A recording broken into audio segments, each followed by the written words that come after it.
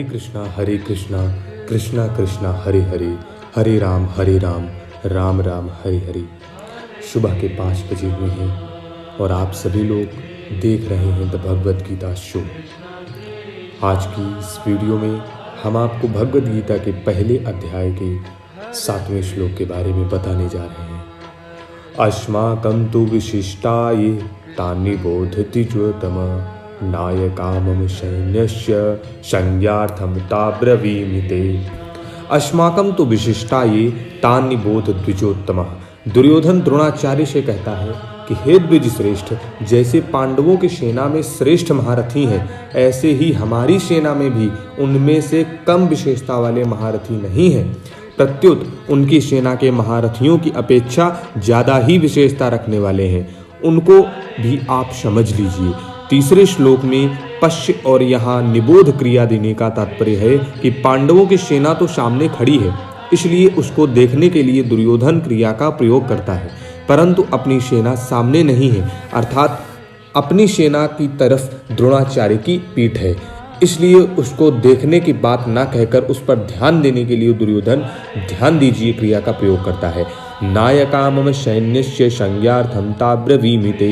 मेरी सेना में भी जो विशिष्ट सेनापति हैं, सेना नायक हैं, महारथी हैं, मैं उनके नाम केवल उनको आपको याद दिलाने के लिए, आपकी दृष्टि उधर खींचने के लिए कह रहा हूँ।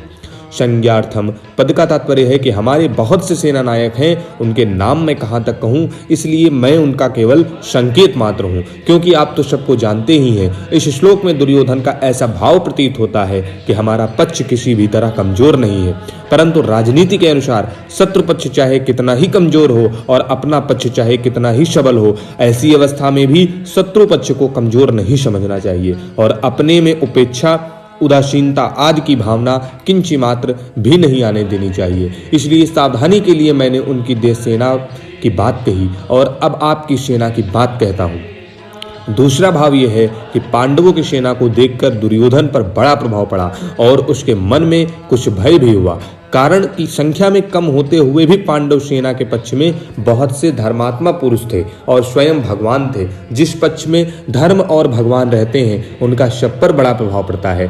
पापी से पापी, दुष्ट से दुष्ट व्यक्ति पर भी उसका प्रभाव पड़ता है। इतना ही नहीं, पशु पक्षी वृक्ष लता आदि पर भी उसका प्रभाव पड़ता है। कारण है कि धर्म और भगवान नित्य है। कितनी भी ऊंची से ऊंची भौतिक शक्तियां क्यों न हो, वे सभी अनित्य ही हैं। इसलिए दुर्योधन पर पांडव सेना का बड़ा असर पड़ा, परंतु उसके भीतर भौतिक बल का विश्वास मुख्य होने से वह द्रोणाचार्य को विश्वास दिलाने के लिए कहता है कि हमारे पक्ष में जितनी विशेषता है उतनी पांडवों की सेना में नहीं है, अतः हम उन पर सहज ही विजय प्राप्त कर सकते हैं। आगे की वीडियो में हम आपको बताएंगे पहले अध्याय के 8वें श्लोक के बारे में कि आगे क्या होता है। बने रहिए हमारे साथ और अगर आपने इस वीडियो को लाइक नहीं किया तो तुरंत लाइक कीजिए, चैनल को सब्सक्राइब कीजिए ताकि आपको everyday 5 AM the Bhagavad Gita show की वीडियोस प्राप्त हो सकें। हरे कृष्णा, राधे कृष्णा।